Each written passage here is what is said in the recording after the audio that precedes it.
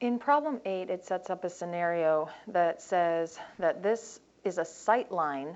As they look, they can just see the top of the head of a 6-foot-tall person and the top of a building all perfectly in line. What this ends up doing is, because the person is standing straight up and the building is straight up, we have these right triangles that one is just a scaled version of the other. The point of dilation is right here because it doesn't move. So this angle is perpetually the same for both of these triangles, the smaller one and the dilated one. So we are looking for the scale factor between the small triangle and the large triangle. Also, we can say that because these lines are both perpendicular to the ground, they're both parallel to each other, which means that this angle is going to be equal to this angle. And we actually have A, similarity. We'll get to that. Anyway, we need to know one more piece of information that's not here in order to find the height of the building. I'm going to call that H so that I can remember what I'm looking for. They say that the ground distance from the person at point B to the building is 42 feet.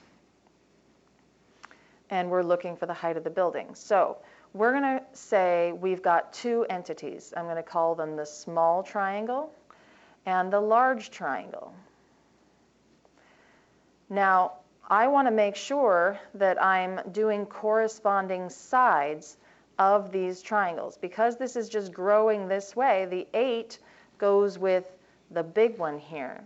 So in the small triangle, 8 will grow to 42. You see, oh, not 42, 42 plus 8, because it's the whole distance. AB becomes AC. So what is this whole distance? It's 50. So 8 is to 50 as, now we have the small triangle, the side 6 goes with the large triangle, side H. Now I've unfortunately set this up in a way that puts my variable in the bottom.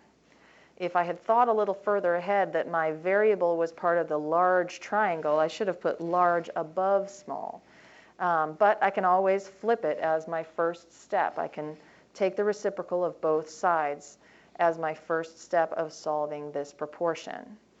Now, notice that 8 and 50 are corresponding sides, the ones that are along the bottom here that will grow. One will grow into the other, will scale into the other. And 6 and H are the corresponding sides. As I dilate my ABE triangle, it becomes my ACD triangle, and side EB aligns with side CD. So these have something in common, corresponding sides, and these have something in common, corresponding sides. These both go with the fact that they're from the small triangle, and these both go with the fact they're from the large. So what if I set that up differently? What if I said, you know what, I don't see it as a small and a large, I see it as a ground and a height. And I'm going to be smart now, and I'm going to put height above ground, because height is one of the things I'm looking for. Okay, so the ground distance for the small triangle is 8, and the height of the person is 6. These are both from my small triangle now. And that's going to equal my ground distance from A to C here was my 50, and my height is my unknown H. So while this proportion looks dramatically different from this one, they are mathematically equivalent, and they're both a valid path to solving for H. I prefer this one because I set up with my H on the top, but I'm going to go ahead and solve both just to prove it to you. To isolate my variable, I'm going to multiply both sides by 50. And 50 times 6 is 300 divided by 8 equals h. Over here, I have to flip first, so I'm going to have h over 6 equals 50 over 8, and then I multiply both sides by 6.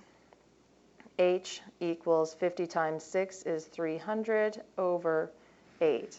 Notice I get the same answer for h, because either one, you don't have to stress too hard about which attribute you choose, as long as 6 has something to do with h, 6 has something to do with h, and 8 has something to do with 50, 8 has something to do with 50, right? Corresponding sides of the small and the large triangle. Hope that helps.